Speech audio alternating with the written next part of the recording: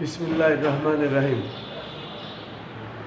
আন্তর্জাতিক নারী দিবস এবং এই আন্তর্জাতিক নারী দিবসে আমি আমার মা মহিয়সী নারী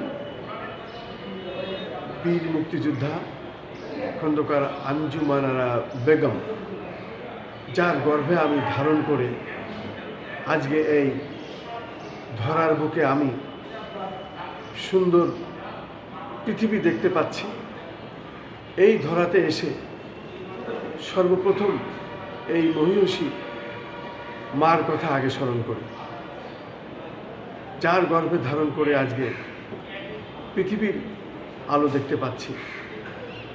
তারপরে আমি স্মরণ করি বাংলাদেশ জাতীয়তাবাদী দল বিএনপির প্রতিষ্ঠাতা শহীদ প্রেসিডেন্ট জিয়াউর রহমানের সহধর্মিণী, সাবেক 3 বারের প্রধানমন্ত্রী আপসীন নেত্রী বেগম খালেদা জিয়া, যিনি আপসীন থেকে আজকে প্রমাণ করেছেন বিশ্বের দরবারে যে অন্যায়ের কাছে মাথা নত না করে সত্যকে উজ্জীবিত রেখেছেন সেই বেগম খালেদা জিয়াকে। তারপরে আমি স্মরণ করি আজকে আমাদের এই নারী সমাজের শিক্ষার আলো যিনি দেখিয়েছিলেন বেগম রোকেয়া সাখাওয়াত, জানার মাধ্যমে আজকে বাঙালি শিক্ষার আলো দেখেছিল। সেই সাথে আরও স্মরণ করি আমি ভারতবর্ষের যিনি রাজ্য চালিয়েছিলেন সেই মহিয়সী নারী রাজিয়া সুলতানা। তারপরে আমি স্মরণ করি পৃথিবীর সমস্ত প্রথিতযশা মা, যে মায়েরা পৃথিবীর সর্বোচ্চ চূড়ায় পৌঁছে দিয়েছেন তাদের সন্তানদের পেটে লালন করে পালন করে পৃথিবীর আলো দেখিয়েছেন।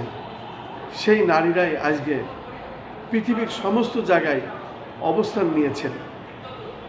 ডাক্তার, ইঞ্জিনিয়ার, পাইলট, এমনকি পৃথিবীর এমন কোনো জায়গা নাই যে সেখানে নারীদের কোনো স্পর্শ নাই।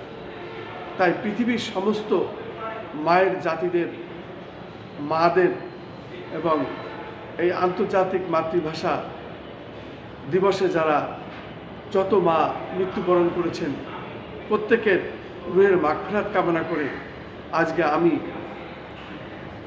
এই সংক্ষিপ্ত কথার মাধ্যমে সকলের রুহের মাগফিরাত কামনা করে দুটি কথা এখানে শেষ করছি, সমস্ত মায়েদের সম্মান জানিয়ে।